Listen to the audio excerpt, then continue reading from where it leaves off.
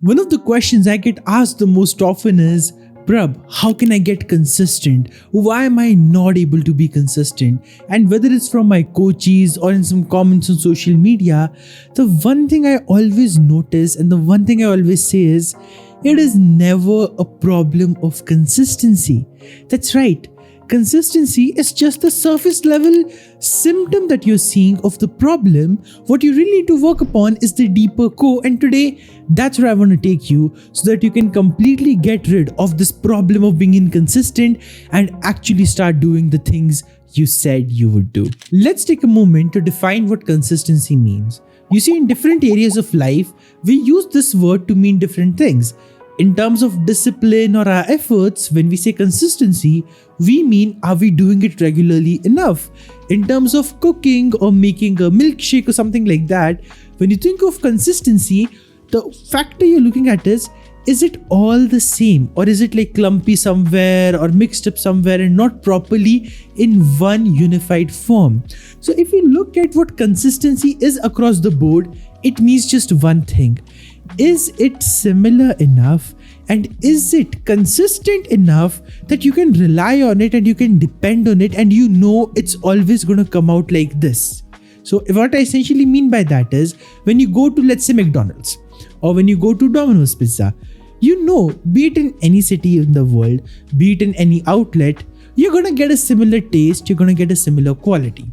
Just like that, when you go in the market and you buy Coca-Cola, you buy it in any city in the world, you know the moment you open the can, the first sip is gonna taste the same. Now, the reason these brands are able to be consistent is because they have set certain processes, they have all the things sorted for them, and what consumers value is actually, if you think, not even the taste. Like McDonald's is not the tastiest burger out there, but it is the most consistent, and you know, anywhere you are in the world, you are gonna get a good quality meal. Now, just like that, in our personal lives, when we think about consistency, here's the lens I want you to take. I want you to stop thinking about how many days, how many months, where you are inconsistent, where you're falling off. Don't think of that. Start thinking of, what do I want to get great at enough that I can start replicating it enough to create the magic that I want. Now, have you ever seen McDonald's say, we're gonna make the world's most consistent burgers, pizzas, pastas, also some Italian cuisine, also some French cuisine, also some Indian cuisine, also some parathas and stuff like that? Have you ever heard McDonald's do that? Of course not. Why? Because they know consistency is an art that requires you to focus. Now, just like that, the number one mistake I see people making in their lives is they try to be consistent at everything all at once. You're setting yourself up for failure.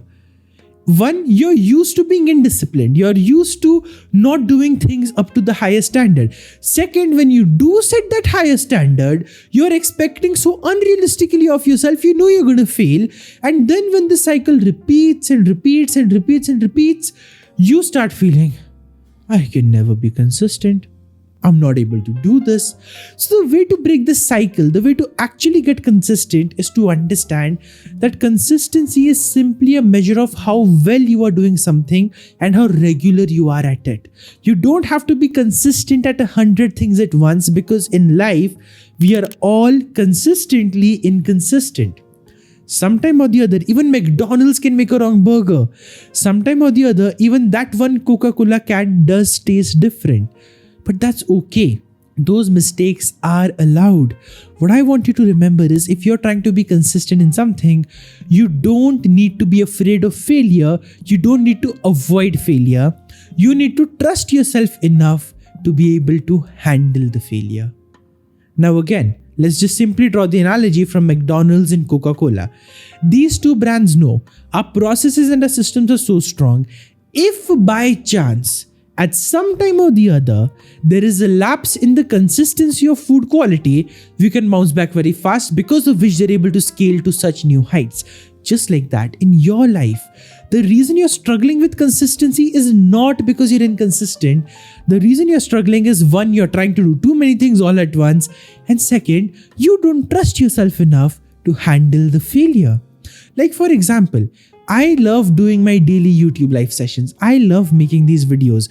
I love writing my weekly newsletter. I love showing up for my coaching calls. Am I absolutely consistent at all of this? No, I'm not. In between, I was sick for a few days, and because of that, I couldn't do a single coaching call. I couldn't do a single YouTube live. I even had to miss making the Saturday video. But was I okay with all of that? Yes, I was. Why? Not because I am a god who can always be consistent. No, nobody is. But because I knew it's okay to go inconsistent for a few days, because I have this belief and I know it for a fact. I'm going to bounce back and I'm going to correct from this failure. So if you're someone who is struggling with consistency, you will recognize this. The challenge is not inconsistency. The challenge is you don't trust yourself enough to bounce back, because of which when the inevitable slip-ups and failures and challenges come up, rather than coming back up, you just go with the flow and you become inconsistent, and then you don't do the things you said you would do, and that becomes even more proof for your mind for why you should not trust yourself, and that's the negative vicious cycle that you're stuck in. The way to break out is to master the same principles the most consistent brands in the world have mastered, the most consistent companies and organizations have mastered. And the reason I'm taking this example is organizations are a reflection of people. The behavior of one person is very similar to the way an organization behaves, because the organization is a collective consciousness of its people. So if McDonald's can be consistent, so can you.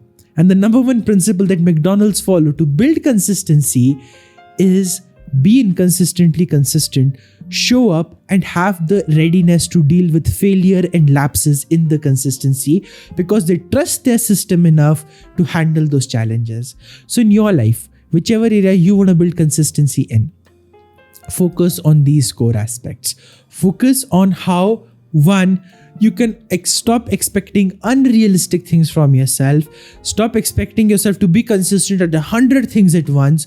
You are not going to be able to live that 50-step morning and afternoon and evening routine beyond a few days. Nobody can. It takes a lot of effort. It takes a lot of energy. What you want is the ability to get things done and be consistent with that. Just like that, then the second step is train your mind to be okay with inconsistent consistency, because slip-ups and barriers and challenges are inevitable. And third, learn to trust yourself enough so you can go out there, you can make the magic happen, and you know, even when the challenges and barriers are coming up, you can handle it all.